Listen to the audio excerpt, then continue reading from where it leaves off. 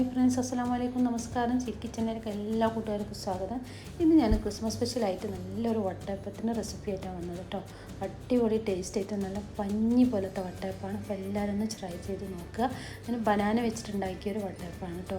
എല്ലാവർക്കും ഇഷ്ടമായി ഇവിടെ. അപ്പോൾ അതെങ്ങനെ നമുക്ക് ഉണ്ടാക്കുന്നത് നോക്കാം. ഞാനിപ്പോൾ ശർക്കര വെച്ചിട്ടാണ് ഈ കളർ കേട്ടോ. പഞ്ചസാര ഇഷ്ടമുള്ളവർ പഞ്ചസാര വെച്ച് ഉണ്ടാക്കിയാലും മതി കേട്ടോ. അപ്പോൾ ഞാനിതിന് ഒരു 1/4 കപ്പ് അരി കുതിർത്ത് വെച്ചിട്ട് അരച്ചെടുക്കുക കേട്ടോ. ഞാനിപ്പോൾ ഒരു 5 മണിക്കൂർ കുതിർത്ത് വെച്ച അരിയാണ്.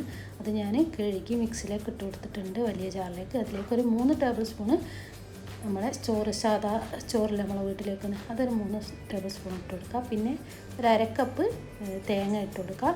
പിന്നെ അതിലേക്ക് നമുക്ക് ഇൻസ്റ്റൻറ്റ് ഈസ്റ്റാണ് വേണ്ടത്. ഞാനിപ്പോൾ ഒരു ടീസ്പൂണ് ഈസ്റ്റ് ഇട്ട് കൊടുക്കുന്നുണ്ട്. അപ്പോൾ അത് നല്ല പഞ്ഞി പോലെ കിട്ടണമെങ്കിൽ നമുക്ക് ഈസ്റ്റിന് ഇടണം കേട്ടോ. നമ്മൾ വട്ടയപ്പം ഉണ്ടാക്കുമ്പോൾ ഈസ്റ്റ് യൂസ് ചെയ്യുമല്ലോ. അപ്പോൾ ഒരു ടീസ്പൂൺ ഇട്ട് കൊടുത്തിട്ടുണ്ട്. പിന്നെ വേണ്ടത് ഉപ്പും ഒരു 2 ഏലക്കായും പഞ്ചസാരയാണ്. ഞാൻ പഞ്ചസാരക്ക് പകരം ശർക്കര പൊടിയാണ് യൂസ് ചെയ്തത്. ഒരു 6 ടേബിൾ സ്പൂണ് ശർക്കരയാണ് ഞാൻ ഇട്ട് കൊടുത്തത്, പൊടിച്ചത് കേട്ടോ. പൊടിയാണ് ഞാൻ യൂസ് ചെയ്യുന്നത്. ഇങ്ങനെ പൊടി വാങ്ങാൻ കിട്ടുമ്പോൾ അപ്പോൾ അത് ഞാൻ ഇട്ടതിന് ശേഷം ഇതിലേക്കൊരു 1/4 കപ്പിൻ്റെ മുകളിൽ കുറച്ചൊരു 1/2 കപ്പിൻ്റെ അടുത്ത് വെള്ളം ഒഴിച്ച് കൊടുത്തിട്ടുണ്ട്. പിന്നെ ഇതിലേക്ക് ഉപ്പ് ഒരു 1/2 ടീസ്പൂണോളം ഉപ്പ് ഇട്ട് കൊടുക്കുക. പിന്നെ 2 ഏലക്ക കുത്തിയിട്ട് കൊടുക്കുന്നുണ്ട്. ഞാൻ ഏലക്കൻ്റെ തൊലി ഒഴിവാക്കിയിട്ട് കുരു മാത്രം ഇട്ട് കൊടുക്കുന്നുണ്ട്. പിന്നെ ഇതിലേക്ക് ജീരകം ഇഷ്ടമുള്ളവർക്ക്, ചെറിയ ജീരകമല്ലേ, അത് ഇഷ്ടമുള്ളവർക്ക്, ജീരകത്തിൻ്റെ ടേസ്റ്റ് ഇഷ്ടമുള്ളവർക്ക് ഒരു 1/2 ടീസ്പൂൺ ഇട്ട് കൊടുക്കാം കേട്ടോ. അപ്പോൾ ഞാൻ ഇട്ട് കൊടുത്തിട്ടില്ല. ഇനി നന്നായിട്ട് അരച്ചെടുത്തിട്ടുണ്ട്. അപ്പോൾ ഞാൻ പറഞ്ഞില്ല, ഇതിലേക്ക് ഞാൻ പഴം വെച്ചിട്ടുള്ള ഇതാണ് ഉണ്ടാക്കുന്നത്. അപ്പോൾ ഇതിലേക്ക് ഞാനിപ്പോൾ നേന്ത്രപ്പഴം ഒരു 1/4 ഭാഗം കേട്ടോ, ഒരു പഴത്തിൻ്റെ 1/4 ഭാഗം അങ്ങനെ കട്ട് ചെയ്ത് ഇതിലേക്ക് ഇട്ട് കൊടുത്തിട്ട് ഒന്ന് ഞാൻ അരച്ചെടുക്കുന്നുണ്ട് കേട്ടോ. എന്നിട്ടാണ് ഇത് നമ്മൾ പൊങ്ങാൻ വെക്കുക. അത് അരച്ചെടുത്തതിന് ശേഷം നമുക്ക് മാവ് പൊങ്ങാൻ വെക്കണം 1 മണിക്കൂർ. അപ്പോൾ ഞാനിങ്ങനെ നൈസായി കട്ട് ചെയ്ത് ഇതിലേക്ക് ഇട്ടിട്ട് ഒന്ന് അരച്ചെടുക്കുകയാണ്. അപ്പോൾ നിങ്ങൾക്ക് ചെറിയ മിക്സിയിൽ അരച്ചിട്ട് ഇതിലേക്ക് മിക്സ് ചെയ്താൽ മതി കേട്ടോ.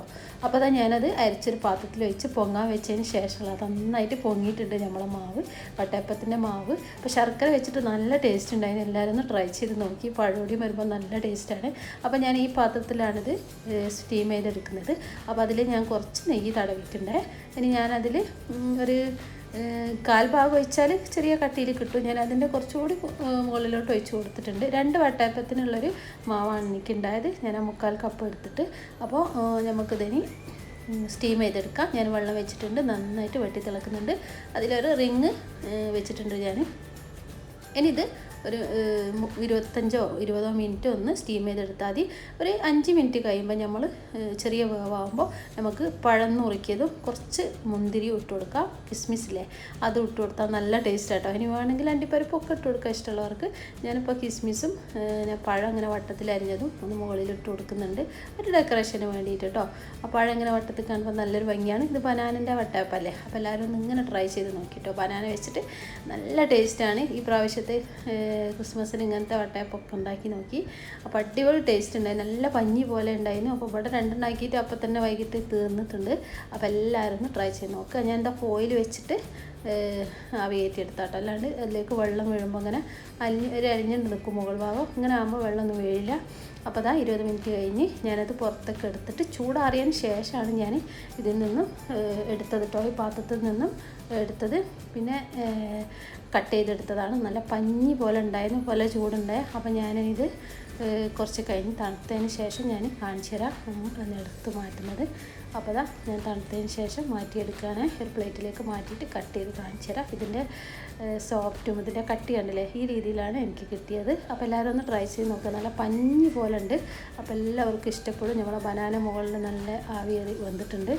അപ്പോൾ അതാ കട്ട് ചെയ്ത് കാണിച്ചിട്ടുണ്ട്. അത് അടിപൊളി ടേസ്റ്റ് ആയിട്ടുള്ളൊരു പഞ്ഞിയപ്പമാണ് നമ്മൾ വട്ടയപ്പം. അപ്പോൾ എല്ലാവരും ട്രൈ ചെയ്ത് നോക്കിയിട്ട് കമൻസൊക്കെ അറിയിക്കുക. വീഡിയോ ഇഷ്ടപ്പെടുകയാണെങ്കിൽ ഒന്ന് ലൈക്ക് ചെയ്യാനും ഷെയർ ചെയ്യാനും മറന്നു പോകരുത് കേട്ടോ. വീഡിയോ നിങ്ങൾ ഫ്രണ്ട്സ് റിലേറ്റീവ്സിനൊക്കെ ഒന്ന് ഷെയർ ചെയ്ത് കൊടുക്കണേ. പിന്നെ നല്ല നല്ല റെസിപ്പി ആയിട്ട് വരുന്നുണ്ട്. എൻ്റെ ചാനലിൽ നല്ല നല്ല റെസിപ്പികളൊക്കെ ഉണ്ട്. അതൊക്കെ ഒന്ന് കണ്ട് സപ്പോർട്ട് ചെയ്യുക കേട്ടോ. പിന്നെ സബ്സ്ക്രൈബ് ചെയ്യാതെ കാണുന്ന കൂട്ടുകാരുണ്ടെങ്കിൽ ഒന്ന് സബ്സ്ക്രൈബ് ചെയ്യണേ.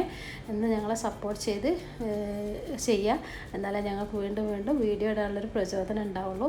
പിന്നെ കമൻസൊക്കെ ഒന്ന് നല്ലോണം എഴുതി അറിയിക്കുക, നിങ്ങൾക്ക് ഇഷ്ടമായോ ഇല്ല എന്നൊക്കെയുള്ള. ഇനി നല്ല അടുത്ത റെസിപ്പി ആയിട്ട് വരാം ഇൻഷാ അല്ലാഹ്. ബൈ.